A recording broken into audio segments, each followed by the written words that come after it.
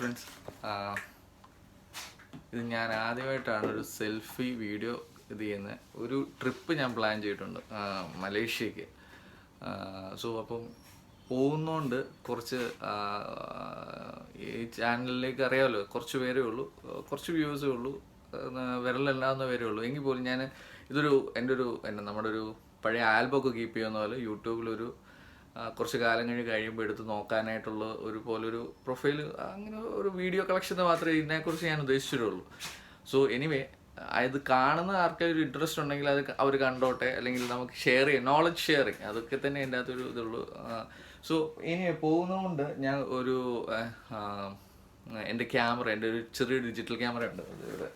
അപ്പോൾ അതിന് കുറച്ച് കംപ്ലയിൻസ് ഉണ്ട്. കംപ്ലയിൻസ് എന്ന് പറഞ്ഞു കഴിഞ്ഞാൽ ഡിസ്പ്ലേ പോയായിരുന്നു. അപ്പോൾ ഇതൊക്കെ ഡിസ്പ്ലേ ഒക്കെ, ഇതാണ് ആ ക്യാമറ, ഡിസ്പ്ലേ ശരിയാക്കാൻ പറ്റുമോ എന്ന് എനിക്ക് വളരെ ഡൗട്ടായിരുന്നു. അത് ഇതിൻ്റെയൊക്കെ സ്പെയറൊക്കെ പ്രൊഫഷണൽ ക്യാമറാസ് മാത്രമല്ലേ ഉള്ളൂ ഇതിൽ ഇത് ചെയ്യത്തുള്ളൂ. അപ്പം ഞാൻ നമ്മുടെ വളരെ അടുത്ത സുഹൃത്താണ് എബിച്ചാൻ, ക്യാമറ സ്കാൻ. അപ്പോൾ എബിച്ചാനോട് ഞാൻ വിളിച്ച് ചോദിച്ചപ്പോഴത്തേ എബിച്ചാൻ നീ ഇതൊക്കെ കൊണ്ടുപോവാ, നമുക്ക് ശരിയാക്കാം, ഷെയ്ക്കൊക്കെ കാണും, ആരും ഒന്നും വിചാരിക്കരുത്. അപ്പം റെഡിയാക്കാമെന്ന് പറഞ്ഞു. ഇവിടെ വന്നു. അത് വളരെ വേറൊരു എക്സ്പീരിയൻസ് ആയിരുന്നു. ഇത് റെഡിയാക്കി കൈ കിട്ടിയപ്പോൾ അതിനൊത്തിരി കാര്യങ്ങളുണ്ട്. പലരും റിജക്റ്റ് ചെയ്ത സാധനമാണ്. എറണാകുളത്തൊക്കെ പോയി പലരും റിജക്റ്റ് ചെയ്താണ് പല കാര്യങ്ങളും. എങ്കിൽ പോലും ഞാൻ അതിലേക്ക് പോകുന്നില്ല. സോ എനിക്ക് വളരെ പെർഫെക്റ്റ് ആയിട്ട് അത് ക്ലിയർ ആക്കി. അതിനുശേഷം അതിൻ്റെ ബാറ്ററിയുടെ അവൈലബിലിറ്റി എനിക്ക് ഇഷ്യൂ ഉണ്ടായിരുന്നു, അതും കറക്റ്റ് ചെയ്ത് തന്നു. അതും വളരെ റീസണബിൾ കോസ്റ്റിൽ. അതാണ് അത് എന്നോടുള്ള ബന്ധം കൊണ്ട് മാത്രമല്ല, അത് എബിച്ചാനെ ചോദിച്ചപ്പോഴത്തേന് ഞാൻ മനസ്സിലാക്കിയെന്ന് പറഞ്ഞാൽ അത് വളരെ കോസ്റ്റ് എഫക്റ്റീവ് ആയിട്ടാണ് പുള്ളി കസ്റ്റമറിനും ഇത് ചെയ്യുന്നത്. സോ ഇനി അത് നല്ലൊരു എക്സ്പീരിയൻസ്. അപ്പം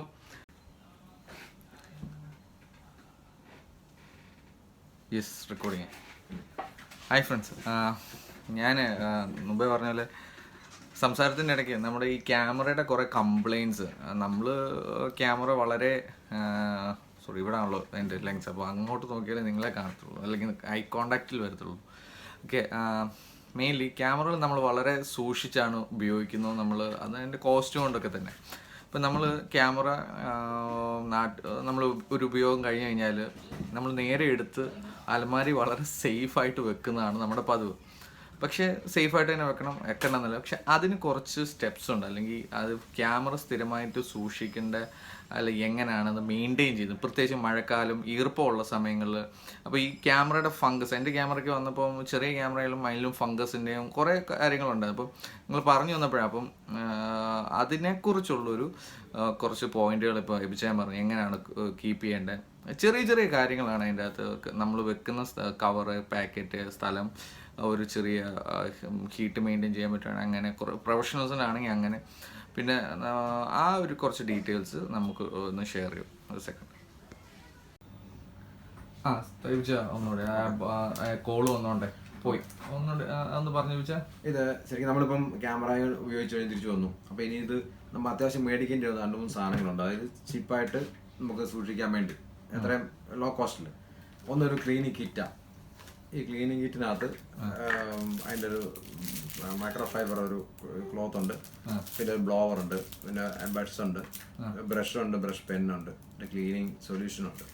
അപ്പോൾ ഇത് നമ്മൾ ആദ്യം നമ്മൾ ശരിക്കും പറഞ്ഞാൽ ഈ ബ്രഷ് എടുക്കുക. ബ്രഷ് വെച്ചിട്ട് നമ്മൾ ക്യാമറ ലെൻസ് അല്ലെങ്കിൽ ബോഡി മൊത്തമായിട്ട് ലെൻസ് ഡിറ്റാച്ച് ചെയ്തതിന് ശേഷം ഈ ബ്രഷിൻ്റെ അറ്റത്ത് ഇവിടെ ഒരു പെന്നുണ്ട് ബാക്ക് സൈഡിൽ. പെന്നില്ലാത്ത ടൈപ്പ്. ബ്രഷ് വെച്ചിട്ട് കംപ്ലീറ്റ് ഒന്ന് ലെൻസിലും കംപ്ലീറ്റ് പൊടികളൊന്നും അടിച്ച് കളയുക. ലെൻസ് ഊരിയിട്ട് ലെൻസിൻ്റെ ബാക്ക് സൈഡിലും ഈ അകത്തോട്ട് പോകാതെ ഈ എഡ്ജിലുള്ളത് പൊടികൾ കംപ്ലീറ്റ് ഒന്ന് ക്ലീൻ ചെയ്യുക. മുകളിലോട്ടും പോകാൻ പാടില്ല. ഇതിനകത്തുള്ള പൊടി ക്ലീൻ ചെയ്യുക. അതേപോലെ ലെൻസിൻ്റെ ബാക്ക് പറ്റുന്നുണ്ടെങ്കിൽ ക്ലീൻ ചെയ്യുക. ഡസ്റ്റ് ഉണ്ടെന്നുണ്ടെങ്കിൽ മാത്രം ഇതിനകത്ത് സൊല്യൂഷൻ ഉണ്ട്. ആ സൊല്യൂഷൻ ഈ ബഡ്സിൽ എടുത്തിട്ട് ജസ്റ്റ് ഒന്ന് കൊടുക്കുക, അപ്ലൈ ചെയ്യുക. ഓക്കെ, നോർമലി ആ ബഡ്സിൽ എടുത്തിട്ട് നമ്മൾ ഇത് ചെയ്യുന്ന പോലെ സാധാരണ ബഡ്സ് ചെയ്യുന്ന പോലെ ഒന്ന് ക്ലീൻ ചെയ്ത് ജസ്റ്റ് ഒന്ന് ക്ലീൻ ചെയ്ത് കൊടുക്കുക. എന്നിട്ട് അതിന് ശേഷം ഇതിനകത്ത് ലിൻ ഫ്രീ പേപ്പർ ഉണ്ട്, ടിഷ്യൂ പേപ്പർ. അതെന്താ ശരിയാ പേപ്പർ? അത് ഡസ്റ്റ് ഒട്ടുമില്ല അതിൽ. ഇല്ല, പൊടി ഒട്ടും വരത്തില്ല. വേറെ ഏത് ടിഷ്യൂ പേപ്പർ ഇട്ട് ചെയ്താലും സാധാ ടിഷ്യൂ പേപ്പറൊക്കെ ചെയ്തിട്ടൊക്കെ പൊടിയുണ്ട്. ഇതില് പൊടി വരത്തില്ല. ഇതിനു വേണ്ടി തന്നെ ലിൻ ഫ്രീ ടിഷ്യൂ ആണ് ശരിക്കും ഇത്. അപ്പോൾ അതിട്ട് നമുക്ക് ഈ ബാക്ക് സൈഡ് ക്ലീൻ ചെയ്യാം, ഇതിന്റെ ഫ്രണ്ട് സൈഡ് ക്ലീൻ ചെയ്യാം. ആ ലിക്വിഡ് ആദ്യം ഒന്ന് ബഡ്സ് ഇട്ട് പറഞ്ഞാലും മൊത്തം ജസ്റ്റ് ചെയ്യാം. ഓരോ പ്രാവശ്യം ഓരോ പ്രാവശ്യം അത് യൂസ് ആൻ ത്രോ കുറെ 10-50 ഷീറ്റ് ഉണ്ട്. അപ്പോൾ ഇത് എടുക്കുക, ഓരോ എടുക്കുക, ക്ലീൻ ചെയ്യുക. അത് കയ്യിലോട്ട് ജസ്റ്റ് ഒന്ന് ചുറ്റിയിട്ട് ജസ്റ്റ് ക്ലീൻ ചെയ്യുക. അതുപോലെ തന്നെ ഈ മിറർ ക്ലീൻ ചെയ്യാം. മിററിനാകും ക്ലീൻ ചെയ്യുക. മിററിനകത്ത് തന്നെ ഫുൾ ഡസ്റ്റ് ആയിരിക്കുന്നത്. അതൊക്കെ ഒന്ന് ജസ്റ്റ് ഇത് വെച്ച് ക്ലീൻ ചെയ്ത് കഴിഞ്ഞാൽ നീറ്റ് ആയിക്കോളും. അത് എന്നിട്ട് നമ്മൾ ഇതെല്ലാം വൃത്തിയാക്കി ലെഫ്റ്റ് സൈഡിയും ബാക്കി ഒന്ന് ക്ലീൻ ചെയ്യുക, വിഫൈൻഡറിന്റെ ഇവിടെ ഒന്ന് ക്ലീൻ ചെയ്യുക. അത് വെച്ച് കഴിഞ്ഞിട്ട് നമ്മളെല്ലാവരും ഒരു നമ്മുടെ നോർമൽ ഇതുണ്ടല്ലോ, സിലിക്കാ ജെല്ല് കിട്ടും. സിലിക്കാ ജെല്ല് അറിയാമല്ലോ, എല്ലാവർക്കും അറിയാം. കെമിക്കൽ ഷോപ്പിലെല്ലാം അങ്ങോട്ട് വലിയ നമ്മുടെ ഷോപ്പുകളിലുണ്ട്. 50 രൂപ വിലയുള്ളതിന് ഇത് മേടിച്ചിട്ട് നമ്മുടെ ഇതുപോലൊരു സിപ്പ് ലോക്ക് ഒരു കവർ മതി, പ്ലാസ്റ്റിക് കവർ. പ്രൊഫഷണൽ സാധനം അമച്ചേഴ്സ് ആണെങ്കിലും ആരാണെങ്കിലും ബാഗിനകത്ത് വെച്ചാൽ ഒരു പ്രയോജനമില്ല. ബാഗിൽ ഉള്ള മോയ്സ്ചർ അത് അബ്സോർവ് ചെയ്യും. അബ്സോർവ് ചെയ്തിട്ട് ശരിക്കും പറഞ്ഞാൽ നമ്മള് തുണി നനച്ചിട്ട് വെക്കുന്ന പോലെ ഉള്ള ഫീലാ. അതായത് നമ്മൾ ഈ പറയുന്നത്, ഞാൻ ചോദിക്കുന്നത് ഈ ക്യാമറയുടെ വലിയ ബാഗ് ഉണ്ടല്ലോ, ആ ബാഗിന്റെ അത് തന്നെ വർക്ക് എടുത്തിട്ട് അവിടെ തന്നെ വെക്കാൻ പാടില്ല. ശരിക്കും അതിനകത്തുനിന്ന് ക്യാമറയ്ക്ക് അതിനകത്ത് വെച്ചോട്ടെ, പക്ഷെ അതിനകത്തൊരു ഇതുപോലൊരു സിലിക്കായി മേടിച്ചിട്ട് ഇതിനകത്ത് വെച്ചിട്ട് ബാഗിനകത്ത് വെച്ചിട്ട് എയർ കളഞ്ഞ് ലോക്ക് ചെയ്തിട്ട് ശേഷം ലെൻസും ക്യാമറയും ബാഗിൽ വെക്കുക. അപ്പൊ പിന്നെ ഫംഗസ് കയറുന്ന പ്രശ്നം വരത്തില്ല. ഇതുപോലെ പറഞ്ഞാൽ ക്ലീൻ ചെയ്തിട്ട് വെക്കാവുള്ളൂ. ഒന്ന് നോർമലി ഒന്ന് ക്ലീൻ ചെയ്തതിന് ശേഷം ഇതിനെന്താ ഈ വില വരുന്നത്? ഇതിന് ഒരെണ്ണത്തിന് ഒരു 1 രൂപ 1.5 രൂപ വില. ഈ സിൽക്കാന് 50 രൂപ. അപ്പൊ ഒരു 51 രൂപ ഉണ്ടെങ്കിൽ ഈ മഴക്കാലത്ത് കുഴപ്പമില്ലാതെ സംഭവം ക്ലിയർ. അപ്പൊ അങ്ങനെയാണ് ഞാൻ അങ്ങനെ ഒന്ന് കെയർ ചെയ്തിട്ടുണ്ടെങ്കിൽ എന്റെ ഈ സാധനത്തിന് അതിപ്പോ എന്നാ പറയാ, ഇതിപ്പം ലെങ്സ് എല്ലാം കൂടെ ക്ലീൻ ചെയ്ത സാധനം അത്രയും നമുക്ക് ഏത് ക്യാമറ ചെറുതാണേലും വലുതാണേലും ഈ ഇലക്ട്രോണിക്സിന്റെ ഫംഗസ് കുറച്ച് ഹൈ എൻഡ് കിറ്റുകളുണ്ട്. സീസൺ എന്ന് പറയാൻ കമ്പനിയുടെയാ. മറ്റേ 300 രൂപ വിലയുള്ളൂ. ഇതിന് 1450 രൂപ വിലയുള്ള 1600. ഈ കമ്പനിയല്ലേ ഇവര് കണ്ണിന്റെ ലെൻസ് ഒക്കെ കോണ്ടാക്ട് ലെൻസ് ഒക്കെ ക്യാമറയുടെ മിക്ക ലെൻസുകളും അവർക്ക് ഇപ്പോൾ ഉണ്ട്. സോണിക്കും ഏറ്റവും കോസ്റ്റ് കുറഞ്ഞ ഇതിന്റെ ഈ ക്ലീനിങ് കിറ്റിന് എന്ത് വില വരുന്നത്? 300 രൂപ. 300 രൂപ. ഈ ക്ലീനിങ് കിറ്റ് 300 രൂപ ഉള്ളു. ഫുൾ സാധനം ഉണ്ട്. ഇതിനകത്ത് ഒരു ക്ലോത്തും ഉണ്ട്. അത് ശരിക്കും പറഞ്ഞാൽ ഇത് ഈ ടിഷ്യൂ ഇട്ട് ചെയ്യുന്നതിന് മുമ്പ് ഇതാണ് ക്ലീനിങ് ലിക്വിഡ്. അത് ഡയറക്റ്റ് സ്പ്രേയിൽ ബഡ്സെൽ എടുത്തിട്ട് മാത്രം ചെയ്യാൻ പാടില്ല, ക്ലീൻ ചെയ്യാം. ബ്ലോവർ ഉണ്ട്. ബ്ലോവർ നമുക്ക് അടിച്ച് പൊടിയെല്ലാം ഒന്ന് കളഞ്ഞതിന് ശേഷം മാത്രം നമുക്ക് മാറ്റി വെക്കാം. ക്ലീനിങ് കിറ്റ് അത്യാവശ്യം ഈ മഴക്കാലത്ത് മേടിച്ച് വെച്ചാൽ മതി. ബാക്കി ലെൻസുകളൊക്കെ നോർമലി ഇതുപോലെ തന്നെ ക്ലീൻ ചെയ്ത് വെച്ചാൽ മതി. നമ്മൾ ആ ക്യാമറ അലൈൻ ചെയ്യുന്ന ഒരു കാര്യം പറഞ്ഞില്ലേ, അതിന്റെ അതോടെ ഒന്ന് അതെവിടെ മേളിലത്തെ സർവീസ് സെന്ററിലാ. ഓക്കെ, അതോടെ ഒന്ന് നമുക്കൊന്ന് നോക്കാം. ഒരു മിനിറ്റ്. ശരിക്കും പറഞ്ഞാൽ ഈ ഒരു സിൽക്കാ ജെല്ലും ഈ ഒരു കവറും ഇതിനകത്ത് മര്യാദയ്ക്ക് ക്യാമറ ഇട്ട് വെച്ചിരുന്നെങ്കിൽ ഇത്രയും പൈസയും അല്ലെങ്കിൽ ഇത് വരത്തില്ലായിരുന്നു. ശരിക്കും ഞാൻ ഈ ശരിക്കും ഉപേക്ഷിക്കാനായിട്ടിരുന്ന അത് കാനോണിൽ പോയി അല്ലെങ്കിൽ ഏതാണെങ്കിലും അതിൻ്റെ മെയിൻ ഓതറൈസ്ഡ് സർവീസ് സെൻറ്ററിൽ ചെന്ന് കഴിഞ്ഞാൽ അവർ മൊഡ്യൂൾസ് മാറ്റി വെക്കുക, അങ്ങനത്തെ വേറെ കാര്യങ്ങളൊക്കെയാണ് പറയുന്നത്. ഇനി റിപ്പയർ ചെയ്യാനും പറ്റത്തില്ല അങ്ങനത്തെ. സോ സിമ്പിള് പറഞ്ഞു കഴിഞ്ഞാൽ ഇതൊരു authorised service centre cam scan. അപ്പം ഫുള്ളി ഇമ്പോർട്ടൻറ്റ് മിഷൻസ് ആണ്. അതേപോലെ തന്നെ അതിൻ്റെ എൻജിനീയേഴ്സൊക്കെ ആണെങ്കിലും കാനോൺ പോലുള്ളിടത്തുനിന്ന് അല്ലെങ്കിൽ ട്രെയിനിങ് കിട്ടി വളരെ ട്രെയിൻഡ് ആയിട്ടുള്ള ആൾക്കാരെ. സോ ഇതിൻ്റെ ഒരു വലിയ ഇമ്പോർട്ടൻറ്റ് മിഷനറീസും കാര്യങ്ങളൊക്കെയാണ് ഇത് ചെയ്യാൻ ലക്ഷങ്ങൾ വരെ വരുന്നത്. ഇത്രയുള്ളൊരു ലെൻസിൻ്റെ അത്രയും വരുന്നൊരു സാധനം, ഒരു ചെറിയ സാധനം, അതായത് 3-4 ലക്ഷം വരുന്നത് അത് ക്യാമറ അലൈൻ ചെയ്യാനായിട്ട് യൂസ് ചെയ്യുന്നതാണ്. അപ്പം അതിനെക്കുറിച്ചൊക്കെ ഒന്ന് കാണിക്കാമെന്ന് പറഞ്ഞു. ഇപ്പോൾ കോള് വന്നുകൊണ്ട് അങ്ങോട്ട് പോയി. ഇത് നമ്മുടെ കാമറോണിൻ്റെ ഒരു ഓതറൈസ്ഡ് സർവീസ് സെൻ്ററാണ്. കാമറോണും സിഗ്മയും നമ്മുടെ കേരളത്തിലെ ഓതറൈസ്ഡ് സർവീസ് സെൻ്റർ. അപ്പം ഇവിടെയാണ് നമ്മൾ അതിൻ്റെ എക്യുപ്മെൻറ്റ്സും ബാക്കി കാര്യങ്ങളെല്ലാം സെറ്റ് ചെയ്യുന്നത്.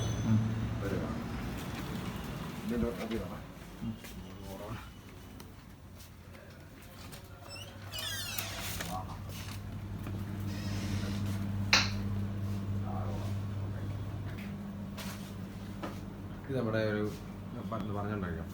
അതെങ്ങനെ ഫോക്കസ് ചാർട്ടാണ്. നമ്മളിത് ഫോക്കസ് ചാർട്ടാണ്. ഇത് നമുക്ക് ശരിക്കും പറഞ്ഞാൽ ഫോക്കസ് അലൈൻമെന്റ് കറക്റ്റ് ആണോ എന്ന് അറിയാൻ വേണ്ടി ലെഫ്റ്റും റൈറ്റും സെൻറ്റർ ഈസി ആയിട്ടൊന്ന് പെട്ടെന്ന് എടുത്ത് നോക്കി ചാർട്ട് നോക്കിയാണ് നമ്മൾ കറക്റ്റ് ചെയ്യുന്നത്. അത് കൂടുതൽ എക്യുപ്മെന്റ്സ് ഒക്കെ ചെയ്യുന്നതിന് മുമ്പ് ഇനി അതെല്ലാം ഔട്ടർ പ്രശ്നമാണ് തോന്നുകയാണെന്നുണ്ടെങ്കിൽ നമ്മൾ നേരെ നമ്മുടെ ഇതിന്റെ ഫുൾ ഒരു പ്രൊജക്ടർ ഓക്കെ. ഇത് നമ്മുടെ LCD ഇതൊരു പ്രൊജക്ടറാണ്. ഇതിലാണ് നമ്മൾ ലെൻസിന് ശരിക്കും ലെൻസിന്റെ കാലിബ്രേഷൻ ഉള്ളത്. ശരിക്കും ഇത് ശരിക്കും പറഞ്ഞാൽ നമ്മുടെ ഇത് ഓതറൈസ് സർവീസ് സെന്ററുകളിൽ മാത്രമേ ഉള്ളൂ, വേറെ പ്രൈവറ്റ് സർവീസ് സെന്റർ ഒരിടത്തും ഇല്ല. നമ്മൾ ശരിക്കും നമുക്ക് കാനന്റെയും നിക്കോണിന്റെയും സോണിയുടെയും 3 ലെൻസും ചെയ്യാം. ഇങ്ങനത്തെ പ്രൊജക്ടർ വേറെ ആർക്കും ഇല്ല. കാനന്റെ ആണെങ്കിൽ കാനന്റെ അവരുടെ അത് മാത്രമേ കാണത്തുള്ളൂ, കാനൻ മാത്രമേ അവർക്ക് ചെയ്യാൻ പറ്റത്തുള്ളൂ, അവർക്ക് മാത്രമേ ഉള്ളൂ. ഇതിന് എനിക്കൊന്നൊരു 18 ലക്ഷം രൂപയോളം ഇതിന് മാത്രം വിലയുണ്ട്. പ്ലസ് ഇതിന്റെ ഓരോ മൗണ്ടിനും 3 ലക്ഷം 2 ലക്ഷം രൂപ വിലയുള്ളതാണ് ഓരോ മൗണ്ടുകൾ. ഇതിനകത്ത് ഓരോ മൗണ്ട് ഉണ്ട്, ലെൻസ് മൗണ്ടുകൾ. ഈ മൗണ്ടിനൊക്കെ 2 ലക്ഷം രൂപ 3 ലക്ഷം രൂപ 4 ലക്ഷം രൂപ വരെ വിലയുണ്ട് ഈ സാധനം. ഇത് അത് ഭയങ്കര ആക്യുറസിയാണ്. ആക്യുറസിയാണ് ഇതിന്റെ ഏറ്റവും ഇവർ ചാർജ് ചെയ്യാൻ കാര്യം. അത് ഈ മിഷൻ തന്നെ എനിക്ക് തോന്നുന്നൊരു 65-70 കിലോ ഉണ്ട്. എനിക്ക് പൊക്കാൻ പറ്റത്തില്ല. അപ്പൊ ഇതിന്റെ ഓരോ പാർട്ടും ഇതുണ്ട്, ഇതിന്റെ തിക്നെസ് കണ്ടല്ലേ. അപ്പൊ അത്രയും ഹെവിയാണ് ഇതിന്റെ, അത്രയും ആക്യുറേറ്റ് ആയിട്ടാണ് ഇത് ഈ മിഷൻ ഉണ്ടാക്കിയിട്ടുള്ളത്. മെയ്ഡ് ഇൻ ജപ്പാനാണ്, വേറെ ഒന്നും ഉണ്ടാക്കിയിട്ടില്ല. ചൈന ഒന്നും സാധനമില്ല, മെയ്ഡ് ഇൻ ജപ്പാൻ സാധനം. അത് അവിടെ നിന്ന് വരുന്നതാണ്. ഇത് നമ്മള് ലെൻസ് ഇട്ടിട്ട് ഇതിൽ ലെൻസ് ഇട്ടിട്ട് നമ്മുടെ പ്രൊജക്ടർ അതിനകത്തുനിന്ന് ലാമ്പ് വർക്ക് ചെയ്ത് കഴിഞ്ഞാൽ അതാ പെട്ടെന്ന് ഓൺ ചെയ്യാൻ പറ്റത്തില്ല. ലാമ്പ് ഓൺ ചെയ്ത് കഴിഞ്ഞാൽ പ്രൊജക്ടറിനകത്ത് ഇവിടെ ലൈറ്റ് ഇവിടെ വരും. ഈ ബോർഡ് ഓരോ സൈഡ് ബൈ സൈഡ് ആയിട്ട് ചാർട്ട് വരും.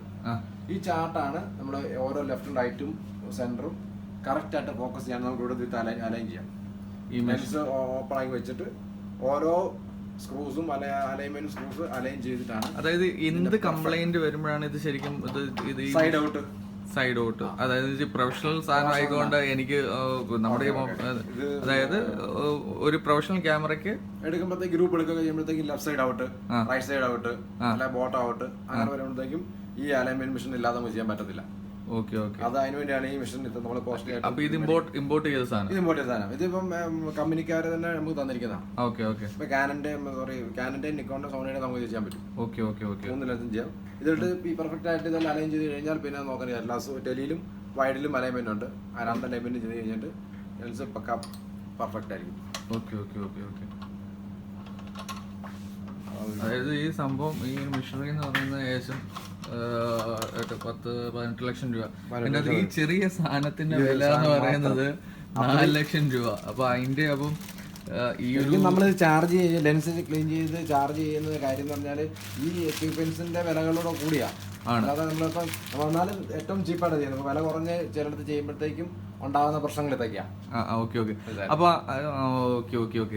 എനിക്ക് നേരത്തെ ഒരു അനുഭവമുള്ള അപ്പൊ ഞാൻ ചോദിക്കട്ടെ, ഈ ഒരു മിഷനറി ഇതിപ്പോ നമ്മുടെ ഇപ്പൊ നമുക്കിപ്പോ വേറെ ഒത്തിരി സെന്ററുകളുണ്ടല്ലോ, തൃശ്ശൂരും എവിടെ മൊത്തം കൂടെ 18 സെന്റർ കേരളത്തിൽ തന്നെയുണ്ട്. അപ്പൊ ഇവിടെ എല്ലാ സാധനവും നമ്മള് ഈ ഒരു അലൈൻമെന്റ് ആവശ്യമുള്ളതാണെങ്കിൽ നമ്മളിവിടെ കൊണ്ടുവന്ന് അലൈൻ ചെയ്തിട്ട് നമ്മളെ കൊണ്ട് കൊടുക്കാറുള്ളൂ. പെർഫെക്റ്റ് ആക്കി വിടാറുള്ളൂ. അത് ചെയ്യുന്ന വർക്ക് നമുക്ക് ഉത്തരവാദിത്തമുള്ള ഇത് കംപ്ലീറ്റ് എല്ലാം ഫുൾ സ്പെയർ പാർട്സ് ആണ്. ഇതിന്റെ ഓരോന്നിനും spare parts, complete spare parts ആയിരിക്കുന്നത്. അതുപോലെ തന്നെ അത് കംപ്ലീറ്റ് റെഡിയായ ലെൻസസ് ആയിരിക്കുന്നത്. ഡെലിവറി ചെയ്യാനുള്ള ലെൻസുകൾ ഇരിക്കുന്നു. അതിന്റെ സ്പെയർ പാർട്സ് എല്ലാം ഫുൾ അതിന്റെ നീറ്റാണ്. പിന്നെ നമ്മൾ പാനാസോണിക്കിന്റെ ഓതറൈസ് സർവീസ് സെന്ററാണ്. അത് ഫോണുണ്ട്, പ്രൊജക്ടർ ഉണ്ട്. പ്രൊജക്ടർ ഉണ്ട്. പിന്നെ പാനാസോണിക്കിന്റെ നമ്മുടെ ക്യാമറാസ്, ലൂമിക്സിന്റെ ക്യാമറ, ഇതിന്റെ നമ്മൾ ഓതറൈസ് സർവീസ് സെന്ററാണ്. അപ്പം അതിന്റെ ഒരു സെക്ഷൻ ആയത്. അതിന്റെ ബാക്കി ലെൻസുകളും. ഞാൻ വേറെ കാര്യം ശ്രദ്ധിച്ചായിരുന്നു, മറ്റേ കാനോണിന്റെ തന്നെ ഇതില് പറയുന്ന ഒരു ലെവൽ 4 എന്ന് പറഞ്ഞുകൊണ്ട് അത് നമ്മുടെ ഇതിന്റെ അത് ഞങ്ങളുടെ അത് എന്താ ശരിക്കും ലെവൽ 4 ശരിക്കും ഇപ്പൊ നമ്മൾ ലെവൽ 6 നമ്മൾ ചെയ്യുന്നത്. അതായത് ഇപ്പം ഈ ഓരോ ബോർഡിന്റെ ഇങ്ങനത്തെ PCBയുടെ എല്ലാം ഈ IC മാത്രം എടുത്തിട്ട് നമുക്ക് റീപ്ലേസ് ചെയ്യുകയോ കംപ്ലൈന്റ് കണ്ടുപിടിക്കുകയോ അതിനുള്ള ഒരു മിഷനാണ് നമ്മുടെ ഈ ഒരു മിഷൻ ഇവിടെ ഉണ്ട്. അത് ശരിക്കും ഇവിടെ കേരളത്തിൽ നിന്നല്ല, ഇന്ത്യയിൽ ഇപ്പം ആർക്കും ഈ പ്രൈവറ്റ് സർവീസ് സെന്ററിൽ ആരും ചെയ്യുന്നില്ല. ശരിക്കും ഒരു എക്സ്റേ സ്കാനിങ് മെഷീനാണ്. അപ്പം നമ്മുടെ ബോഡി എക്സ്റേ ചെയ്യുന്ന പോലെ തന്നെ, അല്ലെങ്കിൽ നമ്മുടെ കൈയും കാലം ഒടിഞ്ഞോന്ന് അറിയാൻ വേണ്ടി നോക്കുന്ന പോലെ തന്നെ ഈ PCB ക്യാമറയുടെ ഏത് PCB ഇലക്ട്രോണിക്സ് PCB ഇത് 8 ലെയറാണ്. ഈ PCB ഈ PCBക്ക് അകത്ത് ഈ 8 ലെയറിനകത്ത്, ഈ ലെയർ എന്ന് പറയുന്നത് ഇത്രയും കാലം ഉള്ളൂ, ഇതിനകത്ത് 8 ലെയറാണ്. ഓക്കെ. അപ്പം ഈ ലെയറിനകത്ത് എവിടെയെങ്കിലും ബ്രേക്ക് ഉണ്ടോ, അല്ലെങ്കിൽ ഈ IC സോൾഡർ ചെയ്തിരിക്കുന്നതിനകത്ത് ബോളിങ്ങിനകത്ത് എന്തെങ്കിലും പ്രശ്നമുണ്ടോ, ഇതെല്ലാം നമുക്ക് ഈ മെഷീനിൽ നമുക്ക് അറിയാൻ പറ്റും. അതായത് ഇവിടെ ഒരു ഇതിനകത്തൊരു ഓപ്പൺ ചെയ്താൽ ഇതതിൻ്റെ ഒരു ബെഡാണ്.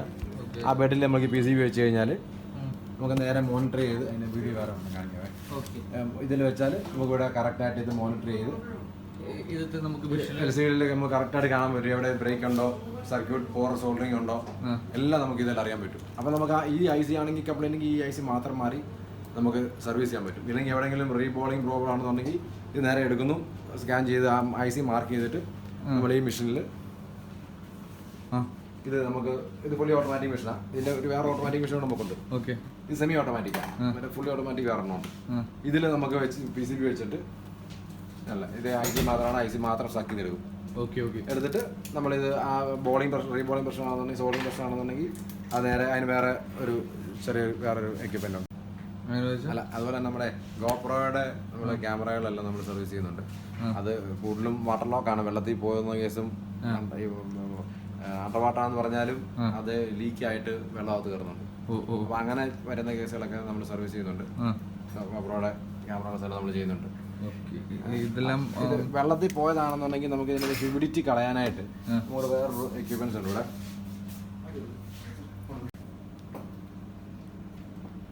ഇത് ശരിക്കും നമ്മുടെ ക്യാമറയ്ക്കൊക്കെ ഫേംവെയർ അപ്ഡേറ്റ് ചെയ്തില്ലേ, സോഫ്റ്റ്വെയർ അപ്ഡേറ്റ് ചെയ്യുന്ന പറഞ്ഞ പോലെ തന്നെ നമുക്ക് ലെൻസുകളുടെ ഫേംവെയറും സോഫ്റ്റ്വെയറും അതിൻ്റെ അലൈൻമെൻറ്റുകളും കംപ്ലീറ്റ് ചെക്ക് ചെയ്യാനുള്ള ഒരു ഓപ്ഷൻ. ഇത് ഡോങ്കിളാണ്. ഇതിനൊക്കെ ഇത് എന്നാ വിലയുണ്ടോ പറഞ്ഞു കേട്ടോ, ഏകദേശം 1 ലക്ഷം രൂപ വിലയുള്ളതാണ്. 3 മൗണ്ട് വരെ കൂട്ടി, മനസ്സിലായില്ലേ ഈ ഇത്ര സാധനത്തിന്. അത് നമുക്ക് ഇത് വെച്ചിട്ട് കംപ്ലീറ്റ് സോഫ്റ്റ്വെയർ ചെയ്യാൻ പറ്റും. ഇതിന്റെ നമ്മുടെ ചെക്കിങ്, ഫുൾ ചെക്കിങ്, അതായത് 26 സ്റ്റെപ്പിലുള്ള ചെക്കിങ്, 26 ലെവലാണ് ഇതിന്റെ ചെക്കിംഗ് പോയിന്റ്സ് 26 ലെവലുണ്ട്. ഓരോന്നിനും ഓരോ ടൈപ്പ്, ഓരോ ലെൻസിനും ഓരോ ടൈപ്പാണ്. അപ്പം ചില ലെൻസിന് ചിലപ്പോൾ 8 കാണത്തുള്ളൂ. ഹൈ എൻഡ് ലെൻസിനൊക്കെ മോട്ടോർ ചെക്ക് ചെയ്യും, IS യൂണിറ്റ് ചെക്ക് ചെയ്യും, ഇൻഫിനിറ്റി ചെക്ക് ചെയ്യും, എത്ര പ്രാവശ്യം റൊട്ടേറ്റ് ചെയ്യണമെന്ന് അറിയാം ലെൻസ്, മോട്ടർ IS എത്ര പ്രാവശ്യം യൂസ് ചെയ്യണമെന്ന് അറിയാം. ഫുൾ ഡാറ്റ നമുക്ക് തരും ഒരു ലെൻസിന്റെ. അത് കാനന്റെയും സോണിയുടെയും എല്ലാത്തിന്റെ ലെൻസിന്റെ കിട്ടും. ഡേറ്റ് കിട്ടും, മാനുഫാക്ചർ ഡേറ്റ് കിട്ടും, മോട്ടോർ റീപ്ലേസ്മെന്റ് അതിന്റെ ഡാറ്റ കിട്ടും, ഫുൾ ഡാറ്റ നമുക്ക് ഇതിൽ കിട്ടും. അത് ഓരോ സോണിക്കും കാനനും നിക്കോണിനും വേണ്ടി 3 മൗണ്ടാണ്. ആ മൗണ്ട് മാറ്റി നമുക്ക് ഓരോന്ന് നമുക്ക് എടുത്ത് ലെൻസെടുത്ത് ഇട്ടിട്ടാണ്. ഇതൊക്കെ ശരിക്കും പറഞ്ഞാൽ ഇതിന്റെ ഫുൾ ഔട്ടും ക്ലിയർ ചെയ്ത് ഫോക്കൽ മറ്റേ ഇതിന് നമ്മുടെ ഒന്നുകൂടെ